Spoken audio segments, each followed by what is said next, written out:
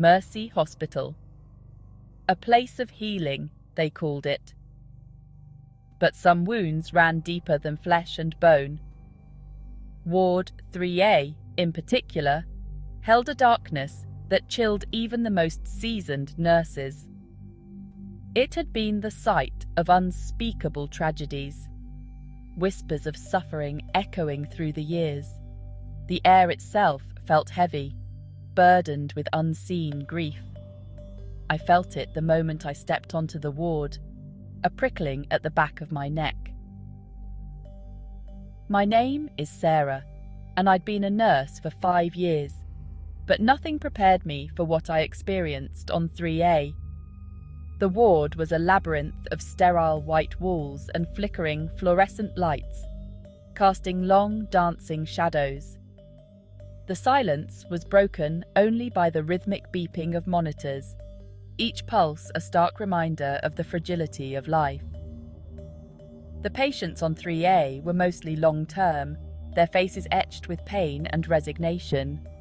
But there was something else in their eyes, a flicker of fear that mirrored my own. It started with Mr. Henderson, a kind old man ravaged by stroke. He couldn't speak, couldn't move, but his eyes followed me, filled with a strange urgency. One night, during my rounds, I heard it. A voice, low and guttural, coming from Mr. Henderson's room.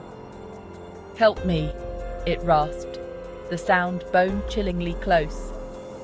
I rushed in, my heart pounding. Mr. Henderson lay still, his chest rising and falling rhythmically. I checked his monitors, my mind racing. Everything was normal. I tried to rationalize it away, blaming fatigue, but deep down, I knew. The voice had been real, too clear, too close to dismiss. The next few nights were filled with a growing sense of unease. The whispers seemed to follow me, faint rustlings just beyond my hearing. My colleagues, hardened by years of working on 3A, avoided the topic, their faces tight when I brought it up. Then came the night the lights flickered, plunging the ward into darkness. A collective gasp arose from the patients, their fear palpable. I fumbled for my flashlight, my pulse quickening. As I moved from room to room, checking on the patients, I saw her, a figure shrouded in shadow, gliding silently down the corridor. She was tall and gaunt, her face hidden by a dark veil. I froze, my breath catching in my throat. The figure paused outside Mr. Henderson's room, a low moan emanating from within. I wanted to scream, to run, but my feet were rooted to the spot.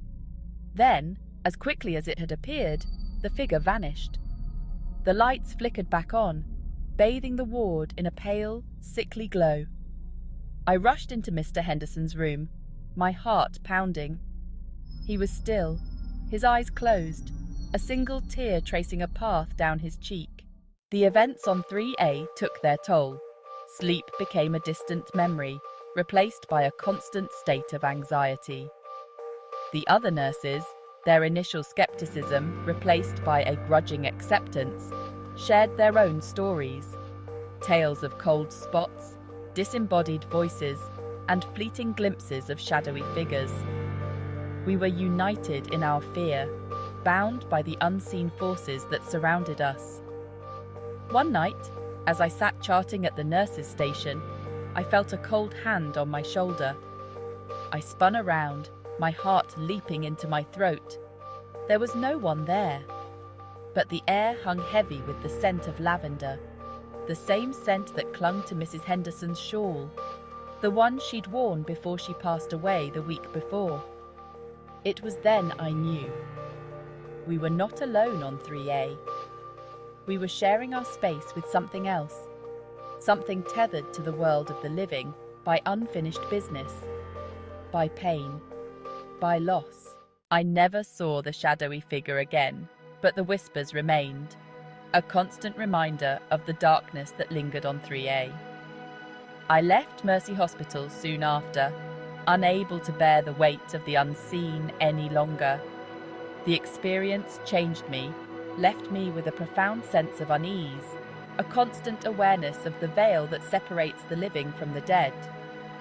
Some might call it madness, but I know what I saw, what I felt. The hospital, a place of healing, was also a repository of memories, of pain, of echoes of lives lived and lost. And sometimes those echoes lingered, reaching out from beyond the grave, seeking solace, seeking peace.